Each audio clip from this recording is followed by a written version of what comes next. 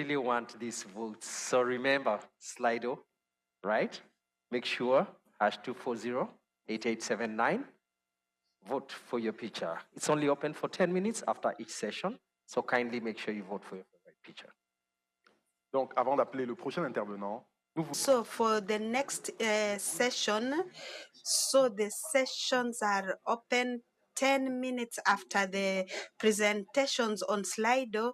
You have the QR code that you could scan and or use the numbers so that you can get access to Slido. And so we are going to move on to the next entrepreneur. So I would like to ask, is Tunisia with us here? Tunisia, are you with us? Tunisia, are you with us here? And so listen, and we are going to do a very simple thing. We need to get an activity to wake us up. Today, we are here for Africa, not for a country. And so when I ask if Tunisia is here, I would like yes, for you to answer yes. So I hope that the next entrepreneur will be able to do that. So I'd like to invite Mohammed.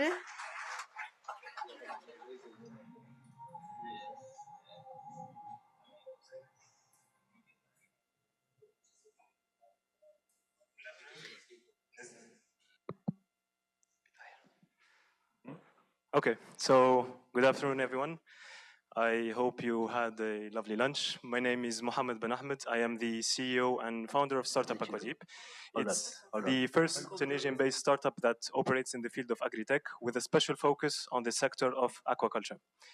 Aquaculture as an industry is set to become... Okay.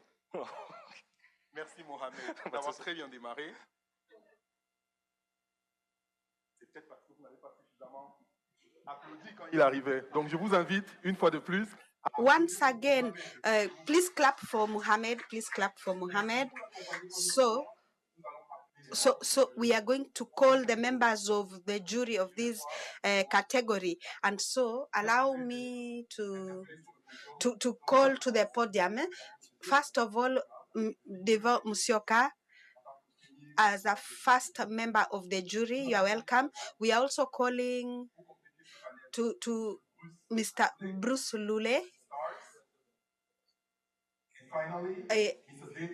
And finally, David Ogiga of Suten Hub.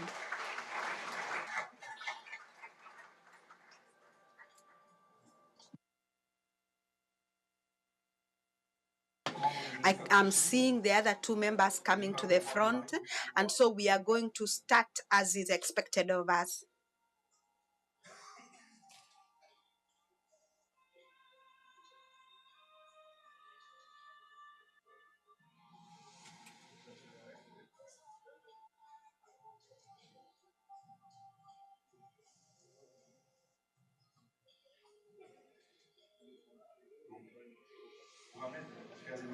So, Mohammed, you can start.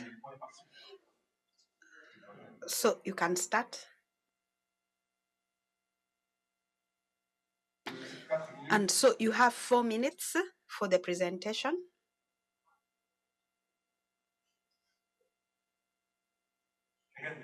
Thank you very much for coming, ladies and gentlemen. My name is Mohammed Ben Ahmed. I am the CEO and founder of Startup Aquadeep. We are the first Tunisian-based startup that operates in the field of agri-tech with a special focus on the sector of aquaculture. Aquaculture and fisheries as a sector is set to become the #1 source of animal protein production mechanism for human beings by the next 20 years. Even though this sector is thriving, but its evolution has always been impeded by the lack of technological support. And this is exactly the gap that we, Aquadeep, seek to bridge. One of the biggest problems that fish hatcheries face is quite simple, and it's related to one word: counting. Most fish hatcheries don't know the amount of fish egg that have survived the hatching process, and thus they can't feed them accordingly. So they would have to estimate the number of fish larvae present per fish tank in order to feed them accordingly. On one hand, if they end up overestimating the amount of larvae present per tank, they're going to put excess food, excess oxygen, and excess supplements, which will lead to a toxic environment for the fish larvae to grow in, and thus very high mortality rates. On the other hand, if they underestimate the amount of larvae present per fish tank. It's also going to cause very high mortality rates since there won't be enough food and enough oxygen for the fish larvae to grow. And of course, in both cases, it's the same conclusion. It's a low quality product. And this is exactly where we intervened as Aquadeep, since we have developed the first fully exhaustive fish larva counter on the Mediterranean market. Our system has an accuracy of over 95%. It relies on computer vision and artificial intelligence, and it gives you instantly the number of fish larvae present within your fish tanks. This will allow you guys, hatcheries or aquacultures, to reduce your mortality rates, reduce your consumption of food and oxygen. It's a system that has been patented both in Tunisia as well as a PCT international patent. And last year, we also received an award from the European Commission and the Food and Agriculture Organization for developing the system in the Mediterranean market. Competition-wise, we have a competitor, a big competitor. It's a Canadian startup that operates on shrimp and salmon farming and does something that is quite similar, but it's rather in the qualitative aspects rather than the quantitative. So they give qualitative attributes about the health status of the fish larva. And even at one point, we were about to collaborate with their main VC that invested more than $10 million in them to co-create a product that can gather both the qualitative and quantitative aspects so that we can tackle the Mediterranean, MENA, African, and as well as the European markets. And speaking about funding, we're present here in lovely Jani, Kenya. We are about to open our seed round in the next few months. It's a $1.5 million round. We have multiple investors that are interested, but they're not in the blue initiatives or in the blue economy investors. So we would like to get more investors with us in our next round. This round will allow us to expand our activity towards the African market, towards the MENA region market, and strengthen our position into the Mediterranean market. Aquadeep in general develops multiple other solutions in the aqua field, especially for hatcheries and aquacultures, mainly also around computer vision and artificial intelligence relied to counting and helping hatcheries improve their production rates from day to day. We intervene at the larval stage, which is the first stage, but as well as the juvenile stage and the full product. So we develop counters at each and every single step. I think I explained everything. I hope everything has been clear. We can discuss later on the details if there is any questions, also from the jury. Thank you very much, and I hope this has been a great session for you guys. And join us, join Aquadeep for a sustainable and resilient aquaculture. Thank you.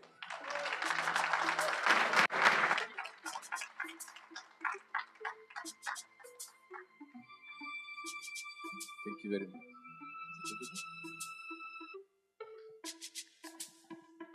Thank you very much. Yes, so I think, and I know that one sector that is very critical, especially on the tech side. So congratulations really for this. So just two questions. I didn't hear much about the terms of traction, like the sales you made. So that's one bit. And then number two is when you're looking at impacts, what kind of KPIs are important for you and the company? Perfect. So in terms of traction, we are currently into the Tunisian national market. We work with most of the hatcheries, so we only have about 4 to 5 hatcheries in Tunisia. Some of them are operationals, others are either shutting down or reopening. So we have most of our local market, and we're seeking to expand. It was more of a test market for us, and we're seeking to expand towards the MENA region, African region, to get new species, because our system, they require databases, and we develop our system based on those. We do our own data, we gather our own data, and we create our own models. And expanding into the African market would not only allow us to get new clients, but also strengthen our database and get new species into our counting systems. And in terms of KPIs into we look a lot at sustainability, because our activity, yes, it's commercial, yes, it's here to help hatcheries improve their production and get more survival rates, reduce their consumption of food, oxygen, which can equate to more than 60% of the cost of development of the fish. But we also look at sustainability in a very big way, because if we can manage to make hatcheries more profitable and spend less money on food, less money on oxygen, and let's keep in mind that the water that is used by these hatcheries will later on be ejected back to the oceans, back to the sea, and can be very pollutant for the sea. And that's also a big indicator for us, because if we can manage to give them exactly how much they have per fish tank, we will allow them to be more friendly towards the ecosystem. Thank you. Lovely. I liked that you said you're collaborating with an organization that's handling the qualitative while you're handling the quantitative. I think that's really good for the industry. I had two questions. First being, have you done the analysis on the numbers? What is the cost reduction, or how much less money are the fisheries spending on food, and how much are they saving with less mortality rates? And my second question would be, I don't think you've touched on your team and the specialists and how everybody is tying into the organization. Perfect. So going back to your first question, in terms of figures, usually for the species that we deal with, sea bass and sea bream, the cost of food is about 60 to 66%. So we can have a big reduction because with our pilot test that we have done with the biggest hatchery in the southern Mediterranean Bay, we were able within one cycle to augment the survival rate within the larval with up to 7%. Yeah, so that's used in our system. We took two separate tanks with the same quantity of eggs multiple times from the same pair of parents, and we were able to augment it from 20 to 27%. And the second question was about the team. So the founding team is composed of myself and two of my great friends from childhood. I'm a software engineer specialized in computer vision. My second founder, Yusuf, is a CFO. He's done multiple years and careers in the Big Four. Third co-founder is in sales and operations, but we have an R&D partnership with the biggest hatchery in Tunisia, which allows us to develop our systems within real conditions and real use of our systems. We also benefit from a team of up to 15 people that are specialized in hatcheries and aquaculture. So we're very well backed from that point. Thank you. Hello. Hi. Great. Thank you so much for your presentation. Thank you. I have two questions. So first question is with regards to monetization. How do you monetize the value that you're providing? Second question is more technical. I assume various fisheries use different methodologies, different resources to effectively grow the fish and so on. So how is your technology able to apply to different methodologies, different resources that are used? Okay. Thank you. So going back to your first question, it was about monetization. So the larva counter, it's dependent, of course, on the quantity that the client wants to pursue. It's going to be a fixed cost about the hardware that is going to be sold to the client. It's sold at 6K euros plus an annual subscription fee, 6,000 euros, plus an annual subscription fee for the in-cloud services. Of course, with most of our clients that purchase more than one counter, it's much less than that. And the second question was for the different resources. So it was about the datasets. So how would you still be able to optimize for different methodologies that are used? Okay. Okay, so that's a very interesting question because also last week we were in Fiat in Casablanca, and it was the first point of contact that we had with hatcheries that aren't growing sea bass, aren't growing sea bream, which is what we usually see in the Mediterranean. And what we've noticed is that the system, the way that we try to develop it without actually knowing how other hatcheries are growing, is that you can use it whenever. Either you're having growing 6,000 larvae, 10,000, 1 million, 2 million per tank. The sampling method that we use will allow you to apply the technology, and because the system doesn't only take pictures about the fish larvae that are present and give you calculations on how much are present within your fish tank, it asks initial sets of questions that will allow us to really calibrate the technology for it to work within your counting or your way of raising the fish. Thank you. Thanks. Thanks so much for the presentation. Mine is on what is the cost to the consumer, the eventual cost to the consumer, and what is your approach to scalability? Okay, so cost to the consumer, it's a 6,000 euro product, so 6,000 euros product.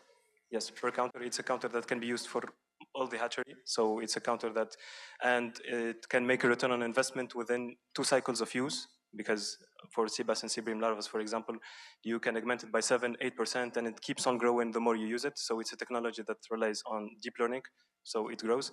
And the second question was scalability. Scalability, we are working on integrating other parameters to the counter, so we tackle the qualitative aspects. So we want to detect early diseases that form within the fish tanks, within the larvae.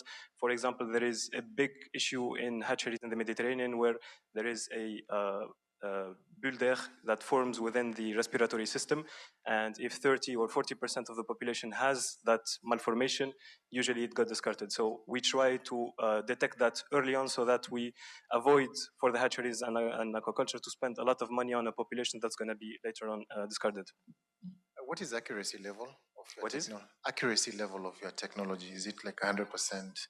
So with the machine learning model, it's more than 99%, but since it requires a manipulation where to put the larvae, we set it at 95%. Yes.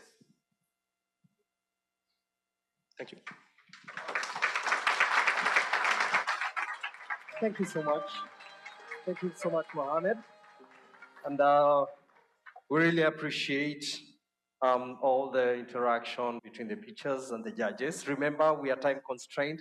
Kindly stick to 4 minutes for the pitchers. Judges, kindly keep it to 5 minutes. Thank you so, so much. So moving on to the next pitcher, ladies and gentlemen, we now invite Marwan Mokdad from Polychair, Tunisia. Thank you.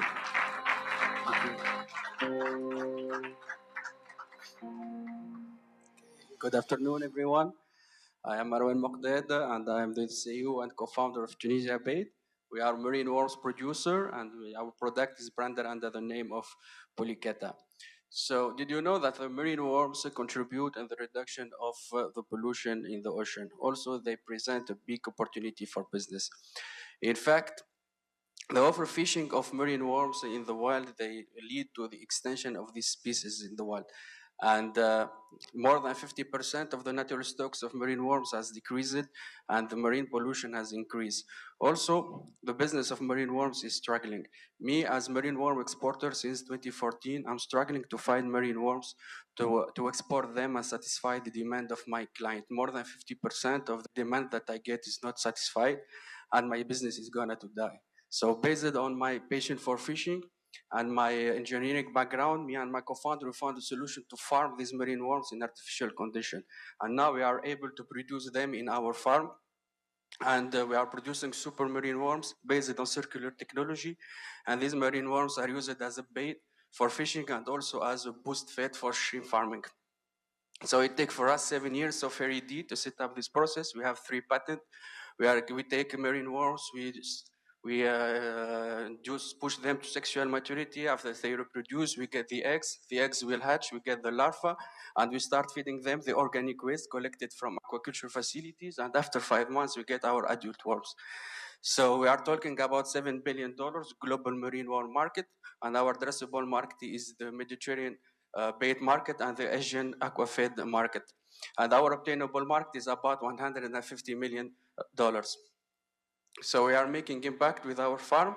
We are reducing the organic waste discharged by aquaculture facilities by recycling them and feeding our marine worms. And also we are reducing the pressure on the natural stocks of marine worms. So we are selling our marine worms for $50 per kilograms.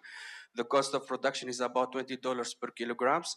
We have more than 7 clients in the Mediterranean Sea. We have more than 300,000 euro of cumulative turnover since I started this business.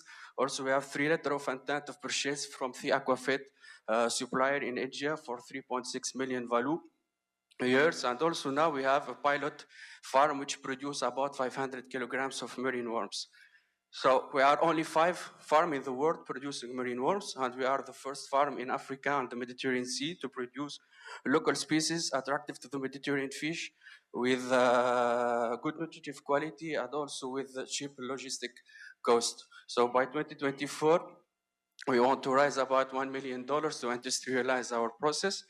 Also, we are creating a new production site in France to be closer to our European client. And by 2025, we will make our break event for 1.2 million of revenue. And also we will launch our franchise business model. We will offer expertise and franchise for investors who want to create their own marine worm farm. By 2026, we will make our return of investment for this $1 million. So the team is composed by me and my co-founder, We are two biology engineers. We have more than 9 years experience in aquaculture. Also, we co-founded a commercial company exporting marine worms. And we have our third co-founder is a doctor in marine biology with more than 20 years experience in aquaculture. So our ask is about $1 million to industrialize our process, to increase our capacity of production to 20 tons to satisfy the demand that we have, and we will make about 1.2 million of revenue. So thank you for your attention, and partner with us to scale up the production of marine worms for the future of bait and aquafed. Thank you.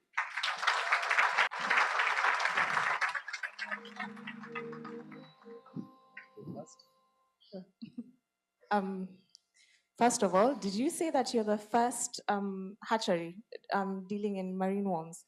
Yes. Wow, so you're a trailblazer. That's all right, fantastic. So you mentioned about how you're selling at $50 and the cost of production is $20. Yes. Is the cost of production inclusive of the cold chain logistical cost? Yeah, in fact, yes, this $20 is for the cost of production from the production from our side to the final destination of our client, because we are exporting marine worms since 2014. So we are optimizing the chain code and how we can export them alive and all over the world. So with this expertise, it helps us to optimize the cost of shipping, and also our species is very resistant to climate fluctuation and to the heat, so which allowed us to export it with, let's say, cheap cost. Oh, nice. And my second question is, you talked about scalability. Franchise model? Yes. Okay. Do you want to touch a bit more on that and describe what that will look like?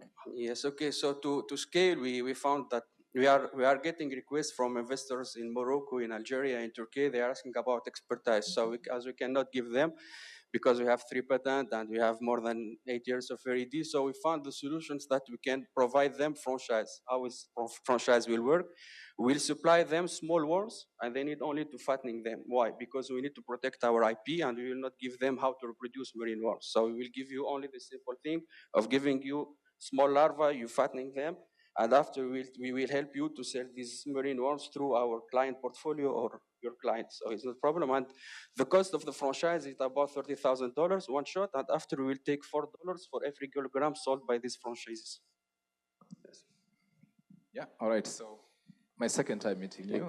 Of course, you are into very niche sector. So I think mine is the why. I mean, there are multiple alternatives for feeds. So why? Yeah, that's what maybe we can understand why the marine worms here. Okay, the marine worms. Why the marine worms? Because as I said, they are like miraculous creatures. They are doing a lot of jobs in nature by reducing pollution. Also, they present a big opportunity for business, as I said.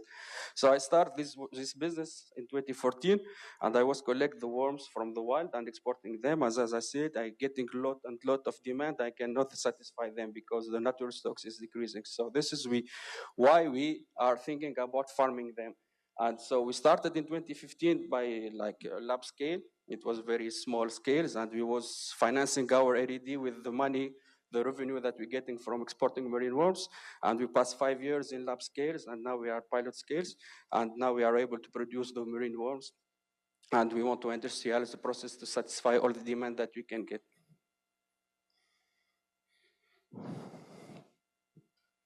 I just had one question in regards to what you just answered. What is the ABC impact? What is the, what would you call it? The climate angle of doing the worms versus other variations of feed? What is the sustainability advantage of doing the worms?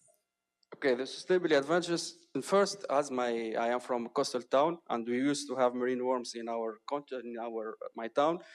And due to the exploitation, we didn't find any more marine worms. So with our farms now, we are repopulating these natural stocks. So every time I breed the marine worms, I take a quantity from the worm production and I put them in this lagoon in front of our farm to repopulate this lagoon and to decrease the pollution in this lagoon. So the marine worms, as I said, they contribute to the depollution of marine sediments by bioturbate the sediments, by aerating them. Also, they can bioaccumulate heavy metals. So they are doing a lot of great job in the sediment to reduce the pollution of in the lagoon of the front of our farm. And since 2022, we discharged about 1 million larvae in the lagoon. Yes. Thank you for that. Just wanted to understand your end clients. Why are they buying these worms? I think there are some applications that you have explained, but maybe explain it more broadly. I think you also mentioned the market size is something like 7B. So it'd be good to understand that. Cheers, Okay. thanks. So the marine worms, as first use for them is bait for fishing. So for the angler who go to fish, so they buy marine worms and they use it as a bait. They will put it in the hook and go to fish. So as in the Mediterranean country, it's very familiar, this habitude, and all Mediterranean person are fishing, especially Tunisia, France, Spain, Italy. So everyone is fishing, and we have the same habitude of fishing. We have the same fish, the same worms, the same bait. So it was very easy for us to export the marine worms all over the Mediterranean country.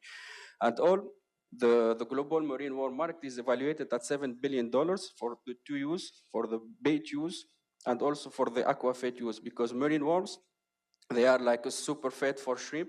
When shrimp mother, they are fed with marine worms, it increases the productivity by 200%.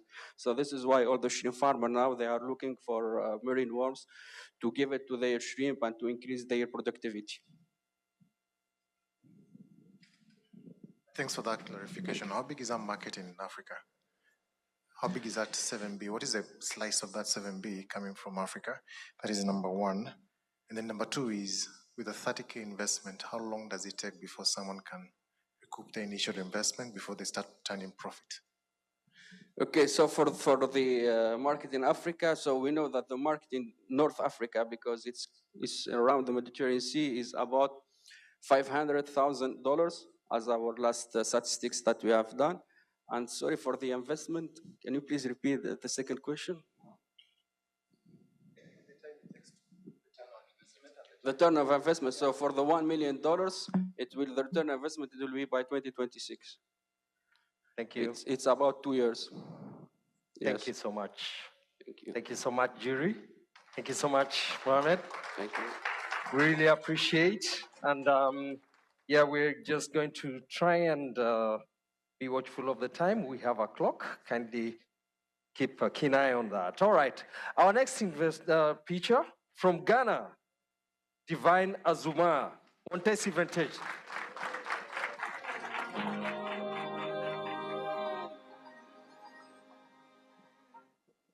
Imagine you are using your kitchen sink and the water refuses to drain because the drainage system is clogged. Frustrating, right? This is exactly what's happening in Ghana's catfish market today. Production has surged, but demand hasn't kept pace, increasing from 20,000 metric tons in 2015 to 70,000 metric tons in 2023, causing a market choke. All stakeholders, from hatchery operators to fish farmers, are struggling. One Testy Ventures, a leading aquaculture company in Ghana, specialized in pond construction using the recirculating aquaculture system, growing from 100 tanks at inception to 500 tanks nationwide, supporting 480 client farmers to produce 480 tons of catfish annually. However, like the others, we felt the impact of this market stagnation. A few weeks ago, we had the opportunity to host the CEO of Ranan Fish Feed, a leading fish feed company in West Africa, and he expressed how this market stagnation is impacting his business. This year alone, they are their all-time low with 50% with 50% reduction in sales, especially for the 2mm and 3mm fish feed, increasing storage costs and straining cash flow. To address this issue, we've come up with what we call the Pond to Plate Initiative, P2P. We've diversified our offerings from beyond just raw catfish, now offering catfish fillet, chunks, diced, and even canned catfish recipes. This initiative has renewed consumer interest and has opened a new market opportunity for catfish products. We believe that if we're able to push these products to the malls, supermarkets, and cold stores, there can be a market shift. Currently, we are working with one local cold store unit, and we've seen a great increase in sales with our value-added products flying off the shelves, selling 7,140 USD of processed catfish. This success confirms the potential of the P2P initiative. What sets us apart from our competitors is the fact that we use a recirculating aquaculture system and the collapsible tanks while they rely on the dugouts and raise ponds. I strongly believe that the catfish market has not been explored enough and that it has the potential to flush the blockade in the market chain to help it move smoothly. And that is why we are seeking to raise an investment of 10 million USD to set up a processing factory to scale our manufacturing and boost customer positioning. Currently, our production capacity is at 500 kg of processed catfish per month, and through this investment, we seek to boost it to 5 tons per month. This will not only increase our market share, but also stabilize the market for all stakeholders involved. Just as a clock sink can be fixed, One Tasty Ventures is unclogging the catfish market with a P2P initiative. With your support, we can transform the catfish market and ensure prosperity for all stakeholders involved. My name is Divine Dogbeda Azuma, Assistant Project Lead for One Tasty Ventures Ghana. Thank you.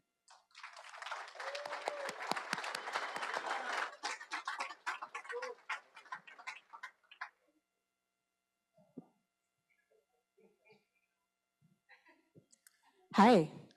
I think I have one question. Yes, a lot of energy. I liked the presentation.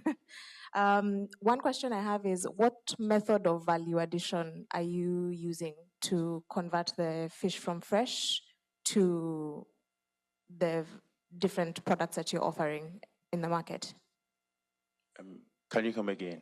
The process. So you want to set up a processing plant. Yeah. What is this process? Is it drying? Like, what is the Okay, so process? we want to filleting, where we take off the flesh of the fish, and then we package it and sell. And then aside that, we want to go into canning, which is new. Nobody has ever done that. So currently we are in touch with consultants from Austria, because catfish, unlike tuna and mackerel, is different, especially in terms of extending the shelf life of it. So we are in touch with them, and they are also assisting with some of these things. Thank you. And what is the cost differentiation when someone buys a full catfish as it is with the head and everything and the scales, that versus the filleted fish or the alternative of pickled or jarred? Okay, so in terms of cost differentiation on the customer. So when somebody buys the fresh catfish sells at $3. So when it's processed, it's around $4 because of the new value. So it's not that much. So it encourages everybody. And now more than ever, we live in a time where everybody is looking for ease of use and durability. So we're trying to get them, because especially killing catfish is very dicey, because if you don't know how to do it, you might mess up. So that's what we're trying to do. Hey, thank you so much for your presentation. Thank you. I just wanted to understand a bit about your production process. Is any part of it tech-enabled, mechanized, or anything that really brings about cost efficiencies? Okay, so currently we are doing it manually. So we're using the cutting tools like knives, sharp knives, and all of those things to scale and remove it. But through this investment, we hope to scale it and then purchase machines that can just do it on a large scale. Thank you. Thanks for that. So quick question. So you want to raise 10 million. How much have you raised previously? How much have we ever raised collectively? How much money have you raised to date? To date, we've raised, I think, almost close to $1 million. Almost close to $1 million because of some of the things we do. Because we're also in pond construction and other stuff. So all funds are now, because the market is choked. So now all funds are now being pushed to processing so that the choke market can be flushed, so that everybody involved can enjoy. That's number one. And then number two, why not just consider, instead of integrating the whole value chain from production to value addition to canning, why not just do specialize in one and then you can move on to canning? But I can't really canning. Instead of trying to integrate the whole value chain, why not move step by step, whereby you perfect one process and then you can start canning once you get internal skills to Okay, internal talent for that? I think that's the path we are carrying on. So we're in the filleting. That's where we major on. That's where we are producing a lot of filleted fish. So with time, we expand it. But what we're doing is that we have canned recipes. So it's not canned, but like the recipes can be saved. So now we're in touch to get expert knowledge on how to can catfish. So while producing the fillet, we are still in touch for the future. That's a canning. So we're still trying to kill two birds with one stone. Yeah. Why catfish? Exactly. So catfish, right, is resilient and adaptable. You can grow it anywhere. You get catfish can literally live outside of water for 4 days and it's still active but very weak. Unlike tilapia that gets out of water and is trying to gasp for air. Aside that too, it's rich in omega-3, which is also vital for the brain health. And then as now we're living where people are looking health conscious consumers, I think it's very good for some of these people. Thank you.